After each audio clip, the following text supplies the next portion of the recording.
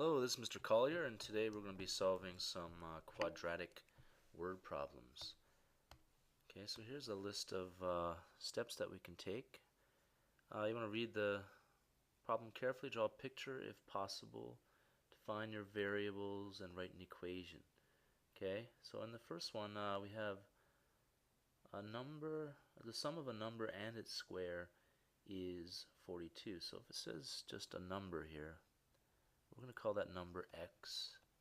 And we're going to say that the sum of a number, so that's x plus, and its square, that's the number squared, so that's x squared, is 42. So we have a quadratic equation here now. Let's rearrange this equation in the correct order, and then we're going to use polysmalt to find these solutions. So I'm going to rewrite this as x squared plus x, and I'm going to bring this 42 to the other side of the equation, minus 42 equals 0. So we can type this equation into polysmalt 2 and find the solution. So I'm going to go to apps. First I'm going to quit here, go to apps, go to poly root finder to find the roots or the solutions to this equation, click enter, think all that's good. So my coefficients here are 1, 1, and this is negative 42. So I'm going to type in 1. Oh, it's already 1, 1. And I'm going to type in 42 here. And solve. And it says no real roots because I think I made a mistake. Let's go back. That's supposed to be negative 42. So that should be negative 42. And solve. And you get negative 7 and 6. Okay, so there's two possibilities.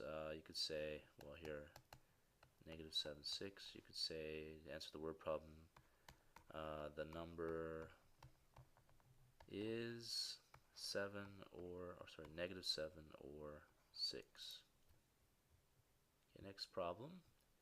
A rectangle has a length twice its width, so I always draw, if it's a geometry problem, I always draw the picture.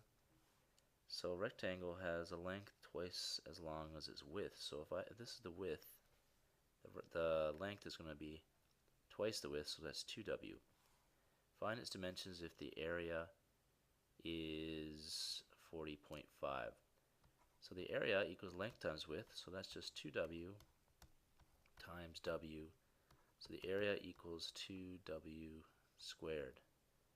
Okay, but we know the area equals 40.5.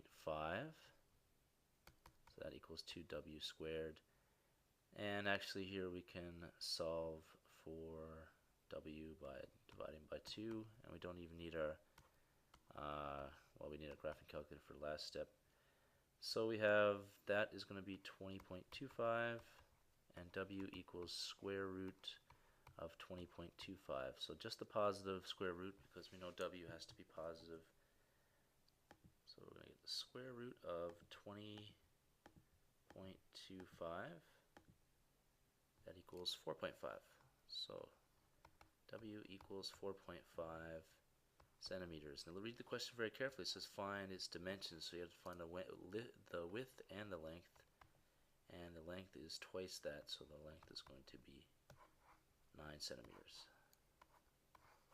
Okay, next problem. A group of parachutists come out from an airplane at a height of 2,000 meters above the ground. They free fall for a few seconds before they open their parachutes. While they are in free fall, their height in meters above the ground is described by this formula, where t is the number of seconds leaving the plane at 2,000 meters.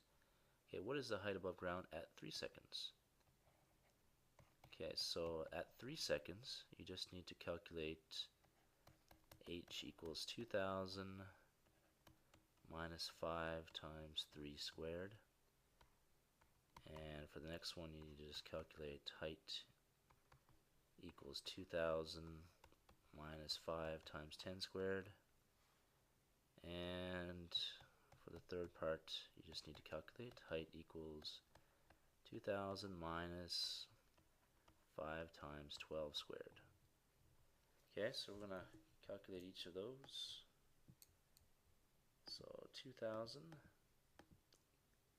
minus 5 times 3 squared equals 1955. So the height after 3 seconds is 1955 meters, is it?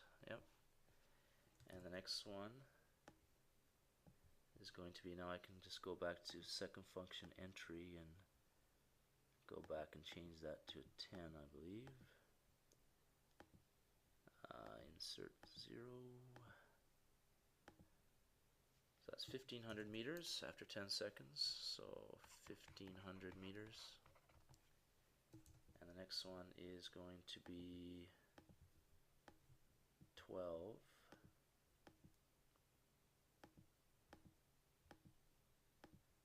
And we get 1280.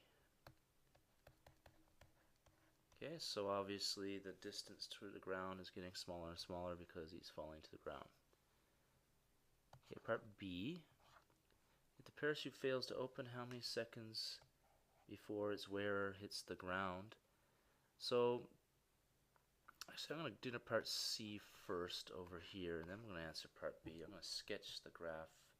So we're going to go to the calculator and graph this function. So I'm going to type in 2,000 minus 5x squared. Let me see, y max. I'm going to change that to, now it's going to have to go up to 2,000 at least, so I'm going to go to 2,500. And then he's going to hit the ground. Okay, I'll just go for negative 100 here.